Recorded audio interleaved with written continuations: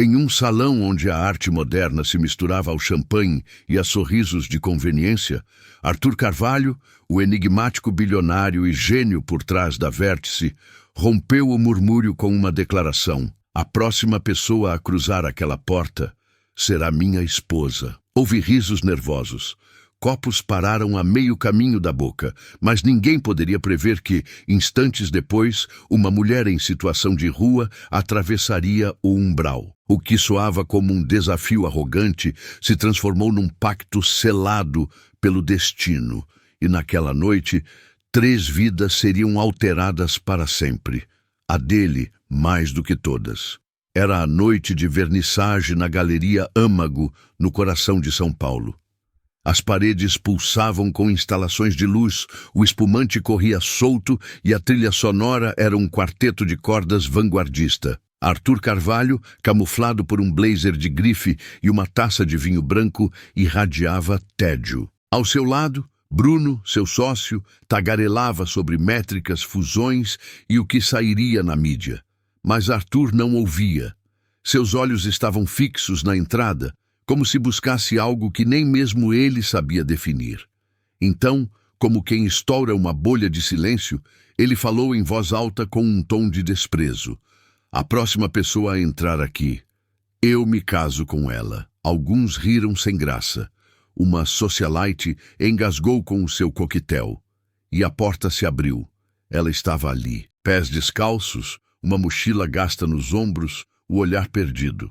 Como quem entra no endereço errado do universo. E naquele momento, o tempo suspendeu seu curso. Naquela mesma manhã, Arthur passou longos minutos diante do espelho de seu banheiro monumental, um santuário de mármore e silêncio. O reflexo o encarava com uma perfeição fria, barba desenhada, cabelo no lugar, camisa de algodão egípcio, mas por dentro habitava um esgotamento que nenhuma conquista parecia aplacar. Fundador da Vértice, uma potência em inteligência artificial com valor de mercado astronômico, Arthur Carvalho era o arquétipo do homem que venceu todas as disputas que o mundo considerava importantes, e ainda assim se sentia profundamente derrotado. Ele cresceu sob a influência de um pai implacável que lhe ensinou: homens de verdade não perdem tempo com sentimentos. Aos 38 anos, era celebrado como um visionário, mas sua vida era um acúmulo de ruínas íntimas. Uma filha, Isabela, que raramente respondia suas mensagens, uma ex-esposa que o definia como ausente, com uma frieza cirúrgica, e um apartamento que mais parecia um showroom de design do que um lar. Naquele dia, Bruno o convencera a ir à galeria, numa tentativa de humanizá-lo para a imprensa. Arthur detestava eventos, mas detestava ainda mais a sensação de não pertencer a lugar algum. O brinde, a frase impensada, foi mais um grito de desespero do que uma bravata. A próxima pessoa a entrar aqui, ele não imaginava que a vida aceitaria a aposta. Mas ela aceitou. Quando Elisa Rios entrou, ele paralisou. O olhar dela era um espelho do seu, exausto demais para implorar por socorro, altivo demais para aceitar compaixão. Bruno sussurrou em seu ouvido: "Diz que foi uma piada, cara." Mas Arthur permaneceu em silêncio. Apenas a observou, com um respeito assustado, uma curiosidade que vinha da alma, porque por uma razão que ele ainda não compreendia, era como se estivesse realmente vendo alguém pela primeira vez em anos, e talvez sendo visto também. Foi o exato ponto onde tudo começou a ruir. Elisa não fazia ideia do que acontecia. Quando a recepcionista se aproximou para convidá-la a se retirar, foi Arthur quem a interrompeu. "Ela está comigo." A frase, dita com uma calma assustadora, calou o salão. A princípio, Elisa presumiu que era alguma brincadeira cruel, um teatro bizarro dos endinheirados. Mas quando ele lhe estendeu a mão, sem qualquer traço de ironia, ela hesitou e, por um impulso inexplicável, aceitou. Naquela noite, jantaram a sós, numa sala reservada, longe dos curiosos. Arthur serviu o vinho, mas não pressionou por conversa. Apenas ouviu, enquanto Elisa, pouco a pouco, revelava quem era.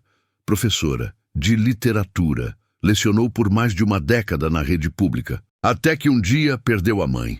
Em seguida perdeu a si mesma. Uma espiral de colapsos, esgotamento, depressão, um flerte perigoso com o álcool e, por fim, a rua. Não foi uma grande tragédia, entende? Foi só um passo de cada vez para o abismo, até não haver mais chão. Arthur a escutou com uma atenção que não dedicava a ninguém. No dia seguinte, ela despertou num quarto de hóspedes luxuoso, coberta por uma manta de cachemir, com roupas limpas sobre uma poltrona e um bilhete. Fique o tempo que precisar, sem pressa, sem cobranças. Arthur genuinamente acreditava estar fazendo o bem. Queria dar a ela uma chance de recomeçar. Contratou uma psicóloga de renome, financiou um guarda-roupa novo, ofereceu acesso a cursos, aulas de yoga e até uma consultora de imagem para projetos de impacto social. Elisa resistia, mas a necessidade de estabilidade falou mais alto e ela cedeu. Ele dizia coisas como: "Você tem um brilho, só precisa de uma oportunidade. Imagine-se lecionando de novo, talvez com sua própria fundação." Mas na linha tênue entre a generosidade e a obsessão de consertar o que estava quebrado, Arthur começou a se perder. Certa noite, ele a levou para um jantar com potenciais investidores. Elisa usava um vestido caro que jamais escolheria. O cabelo estava preso num coque que a consultora de imagem havia instruído. Sentia-se fantasiada para um papel que não era seu. À mesa, um dos convidados comentou em tom de galhofa: "Então, você é a Cinderela da Paulista, não é? A que o nosso príncipe resgatou da sarjeta." Elisa não disse uma palavra. Apenas se levantou. Arthur foi atrás dela, sem entender. "O que aconteceu?" "Espera." Ela o encarou, os olhos firmes. "Você acredita que está me salvando, mas não enxerga que está tentando apagar quem eu sou para criar outra pessoa." Naquela noite, ela dormiu em outro quarto. No dia seguinte, o silêncio se instalou. E ele ainda acreditava que podia consertar tudo. Aos poucos, a luz de Elisa começou a se apagar. Ela continuava frequentando as sessões de terapia, lia os livros que ele deixava sobre a mesa, agradecia educadamente quando o serviço de quarto trazia as refeições. Mas a mulher que adentrou aquela galeria, com a coragem frágil de quem não tinha mais nada a perder, essa mulher não existia mais. Em seu lugar, havia uma figura polida, silenciosa, envernizada e completamente invisível. Arthur, cego pela própria certeza de que era um benfeitor, não notava. Ele contatava assessorias de imprensa, contratava fotógrafos, construía uma narrativa sob medida. O bilionário que resgatou uma vida. Elisa via as manchetes, os comentários online, os olhares de pena, e engolia em seco. Uma noite, enquanto ele discutia os pormenores de uma matéria de capa, ela perguntou, a voz quase um sussurro: "Você já imaginou se fosse o contrário? Se fosse eu tentando te transformar em outra pessoa, sem nunca perguntar quem você realmente é?" Arthur não soube o que responder. Dias depois, a levou a uma premiação de impacto social.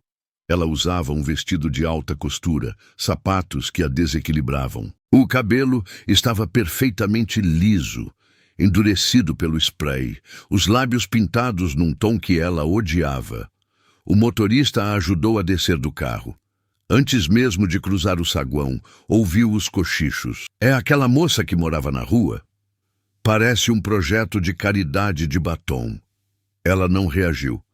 Caminhou ao seu lado, mas algo dentro dela se partiu naquele instante. De volta ao apartamento, ela ficou parada em frente à imensa janela, observando as luzes de São Paulo. Seu reflexo se fundia à metrópole. Tudo parecia desfocado. "Eu não pertenço a este lugar," ela disse sem se virar. Arthur, afrouxando a gravata, respondeu no automático: "Claro que pertence. Você só precisa de um tempo para se acostumar. Elisa virou-se para ele. Seus olhos estavam calmos, decididos. Você ainda não entendeu. Eu não quero me acostumar. Eu não quero me encaixar num mundo onde preciso abandonar pedaços de mim pelo caminho. Ele se aproximou, tentando pegar sua mão. Elisa, isso é só o começo. As coisas estão confusas, mas vão se ajeitar. Você vai ver. Não estão confusas, Arthur. Estão falsas. Ela recuou um passo. Você não me acolheu. Você me esculpiu, me exibiu, como se eu fosse um troféu da sua própria redenção. Ele tentou argumentar, mas as palavras não vieram. Ela balançou a cabeça, com uma tristeza profunda. Se você tivesse me perguntado do que eu realmente precisava, talvez eu tivesse ficado. Elisa partiu naquela mesma noite, sem drama, sem choro, sem alarde. Apenas o silêncio pesado e o clique suave da porta se fechando. Na manhã seguinte, o quarto de hóspedes estava impecável e vazio.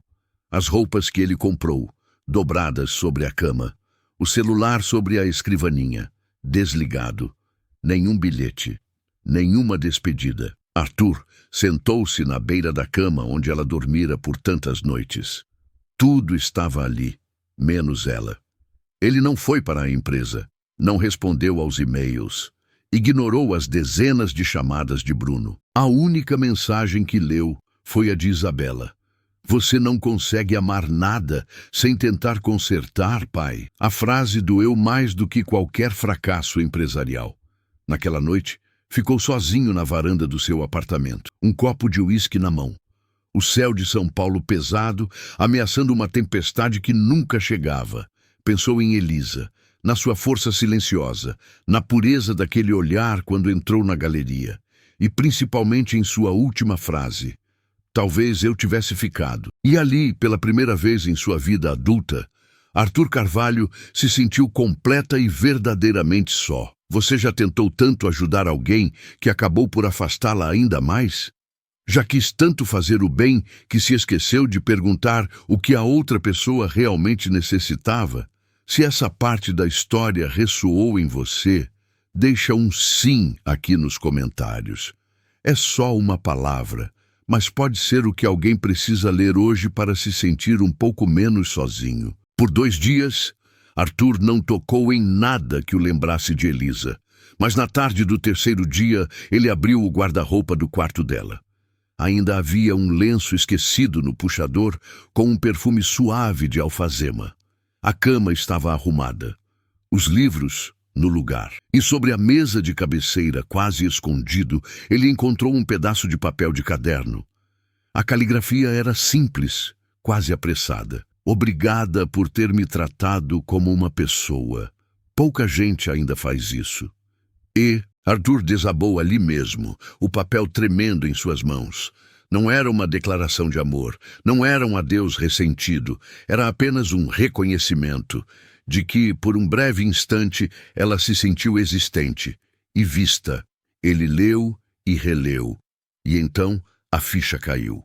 A questão nunca fora sobre ela, nunca. A questão era sobre o que ele precisava sentir a respeito de si mesmo, sobre sua necessidade de consertar tudo e todos, para não ter que encarar o próprio vazio. Lembrou do último sorriso genuíno de Isabela.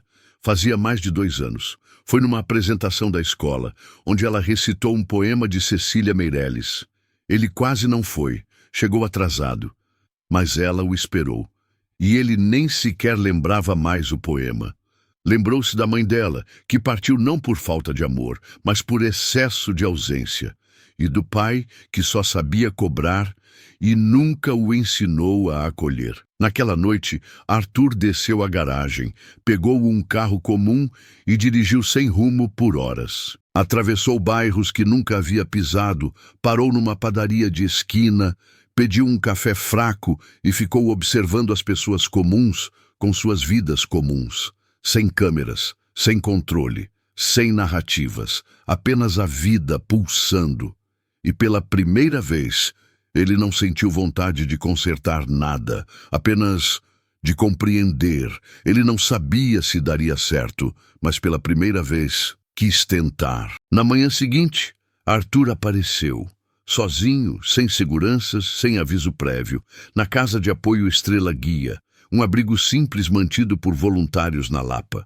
Usava um jeans escuro, camiseta cinza e um tênis comum.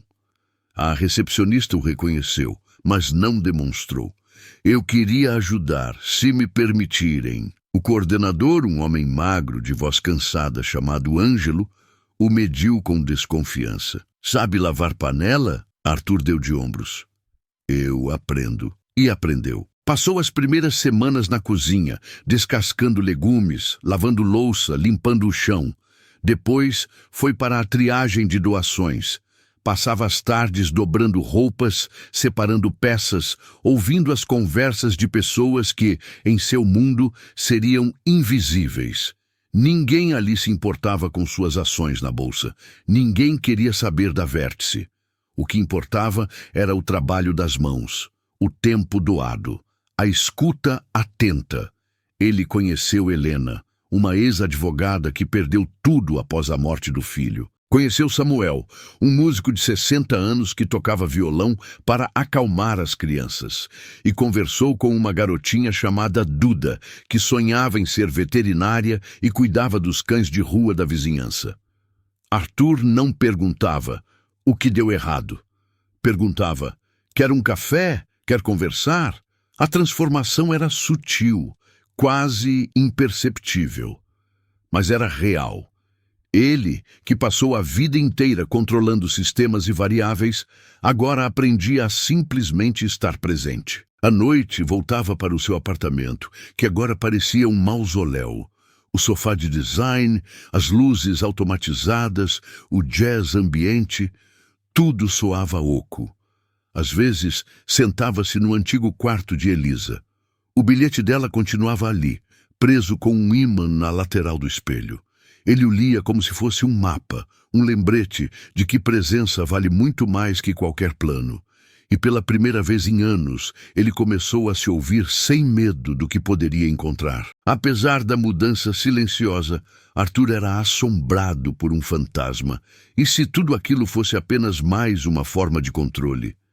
E se, no fundo, ele ainda estivesse tentando se tornar alguém melhor para reconquistar algo ou alguém? As dúvidas o assaltavam à noite. E se ele não fosse bom o bastante? E se falhasse outra vez? E se Elisa nunca mais quisesse vê-lo e estivesse coberta de razão? Isabela também era uma presença distante. Trocavam mensagens curtas. Um bom dia. Um tudo bem. Até que, num sábado, ela apareceu no seu apartamento sem avisar. Sentou-se no sofá, de braços cruzados, e disse: fiquei sabendo que você está trabalhando num abrigo. Arthur concordou surpreso. Estou tentando entender o que eu não entendia antes. Ela olhou em volta. Aqui parece mais vazio. Ele deu um sorriso triste.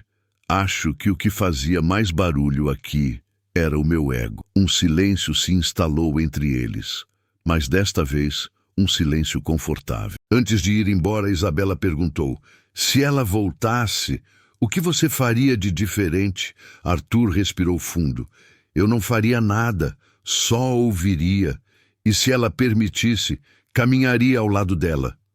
2 dias depois, Bruno ligou, agitado. Cara, você viu isso? Era um post numa rede social, de uma escola pública em Pinheiro. Roda de conversa, invisibilidade social e a dignidade do recomeço. Com uma convidada especial. Elisa Rio. Arthur ficou olhando para a tela do celular, paralisado. O coração disparou. As mãos ficaram úmidas, a mente projetou os piores cenários. E se ela não quiser me ver? E se ela achar que estou invadindo seu espaço de novo? E se ela finalmente encontrou a paz e eu sou apenas a lembrança da dor? Mas uma pergunta se sobrepôs a todas as outras. E se apenas desta vez eu for só mais um rosto na plateia, apenas para escutar? Na manhã seguinte, ele pegou um carro de aplicativo, sozinho, sem ser convidado. Sentou-se na última fileira do auditório da escola e esperou. E foi ali que tudo começou a mudar de verdade. O auditório era simples, com cadeiras gastas e cheiro de giz. Cartazes coloridos de alunos enfeitavam as paredes. Arthur se encolheu no fundo, as mãos unidas no colo. Não sabia se ela o notaria, e se notasse, não sabia qual seria sua reação. Mas ele estava ali, pela primeira vez, sem esperar absolutamente nada em troca. Quando Elisa ocupou o pequeno palco, ela não era a figura que ele tentara esculpir. Usava um jeans confortável, uma camiseta preta e uma jaqueta verde-oliva. Os cabelos estavam soltos, ao natural, e havia um brilho nos olhos que ele não via desde a primeira noite na galeria. Ela segurou o microfone com firmeza. Eu não sou uma especialista, não tenho diploma em assistência social. Não vim aqui trazer respostas. Fez uma pausa, percorrendo o público com o olhar. Mas eu sei o que é atravessar lugares e ser transparente. Sei o que é colocar uma máscara para se proteger. E sei como dói quando alguém tenta te salvar, mas se recusa a te ouvir. Os estudantes estavam em silêncio absoluto. Arthur também. Por um tempo, eu acreditei que precisava ser forte o tempo todo. Depois, acreditei que precisava me transformar para ser digna de afeto. Hoje, eu acredito que o que a gente mais precisa é de permissão. Outra pausa. Ou permissão para sentir, para cair, para levantar, para errar de novo e para ser visto, mesmo quando estamos em pedaços. Ela nunca mencionou o nome dele. Nunca fez uma alusão direta. Mas cada palavra que ela dizia o atravessava como um raio-x da alma. Quando a palestra acabou, ele não foi até ela. Caminhou para o portão da escola e ficou esperando do lado de fora, o coração batendo como o de um adolescente. E então o celular vibrou. Elisa Rios está te ligando. Ele atendeu, a voz quase inaudível. Oi. Do outro lado da linha, ela respondeu no mesmo tom. Oi. Uma pausa que continha um universo.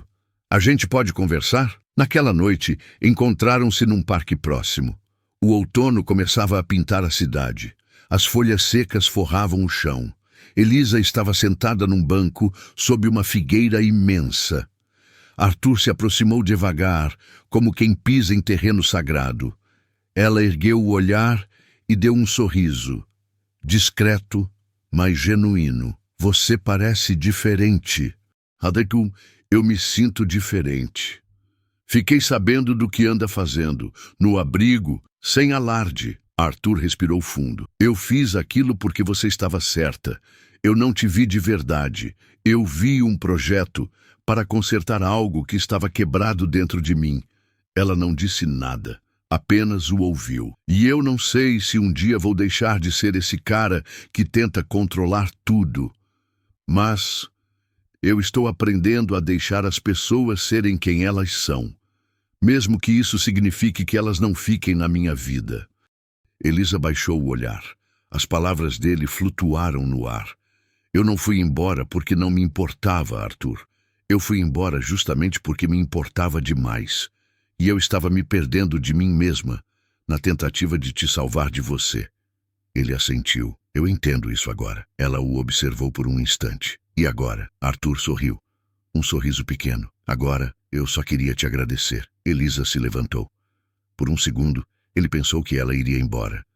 Mas então, ela estendeu a mão. Mapa, não prometo nada, mas podemos começar com uma caminhada? Ele segurou a mão dela, sem pressa, sem pose, e caminharam lado a lado em silêncio. Não como um recomeço forçado, mas como duas estradas que, por alguma razão, voltaram a se cruzar. Desta vez, mais livres.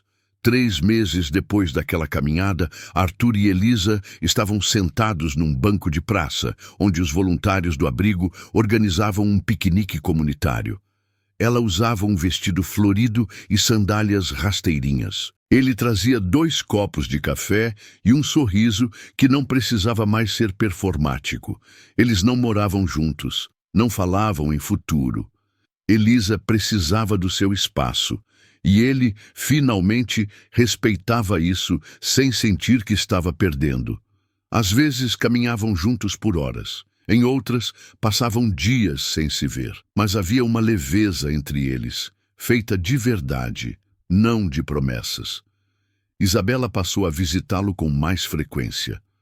Na primeira vez, trouxe um livro de Adélia Prado. Para você aprender a ouvir com mais calma. Ele riu sem se defender. Estou tentando. Uma tarde, os três estavam na varanda do apartamento.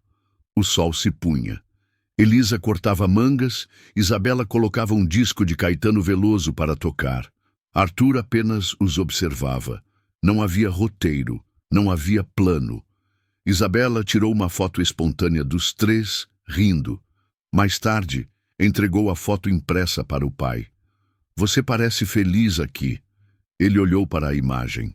Os olhos marejaram. É porque eu estou. Elisa também havia se transformado. Não para caber no mundo de alguém, mas para expandir o seu. Trabalhava como coordenadora de projetos na casa de apoio. Ouvia histórias, treinava novos voluntários, desenhava programas de reintegração. Ela não precisava mais ser salva, ela era a ponte, e Arthur, pela primeira vez, não estava mais obcecado com seu legado. Ele não se importava com as manchetes, importava-se que sua filha confiasse nele, que Elisa sorrisse ao vê-lo. E que, mesmo no silêncio, ele soubesse que estava exatamente onde deveria estar. Ela não conquistou o mundo, mas conquistou a si mesma. E ele venceu o medo de amar alguém exatamente como era, e não como ele desejava que fosse. Arthur não se tornou um herói, não virou um exemplo de superação. Continuava sendo falho, às vezes falando demais, às vezes se fechando quando deveria se abrir. Mas aprendeu algo que mudou tudo. Não se ama tentando moldar. Ama-se estando ao lado, permitindo, escutando. Elisa também não buscava redenção. Sabia que as cicatrizes faziam parte de sua história. Mas descobriu que a dignidade não se perde quando a vida desmorona. Ela apenas adormece, esperando a hora de ser redescoberta. Os dois não se prometeram a eternidade, mas todos os dias escolhiam a presença, não para se consertarem, mas para se acolherem. E talvez essa seja a forma mais autêntica de amor. Talvez você, que está me ouvindo, já tenha tentado transformar alguém, acreditando que isso era uma forma de cuidado. Ou talvez você tenha sido a pessoa a quem pediram para mudar. Talvez você já tenha se sentido invisível por não se encaixar. Ou escondeu partes de si apenas para caber no mundo de outra pessoa. Mas, e se a gente tentasse fazer diferente? E se, em vez de querer salvar, a gente simplesmente aprendesse a enxergar de verdade, sem filtros, sem correções, sem condições. Porque às vezes tudo o que uma pessoa precisa é ser vista com os olhos certos. Se essa história te tocou de alguma maneira, deixa o seu like. É um gesto simples, mas que me mostra que vale a pena continuar contando histórias assim. E me diz aqui nos comentários, de qual cidade você está me assistindo? Eu leio cada um com muito carinho e faço questão de responder. Se você acredita no poder de histórias que nos conectam, se inscreve no canal. Tem muita coisa humana e potente vindo por aí, e a sua companhia faz toda a diferença nesta jornada. E agora, não vai embora. Escolhe um dos 2 vídeos que estão aparecendo na tela e clica. Eu te encontro lá.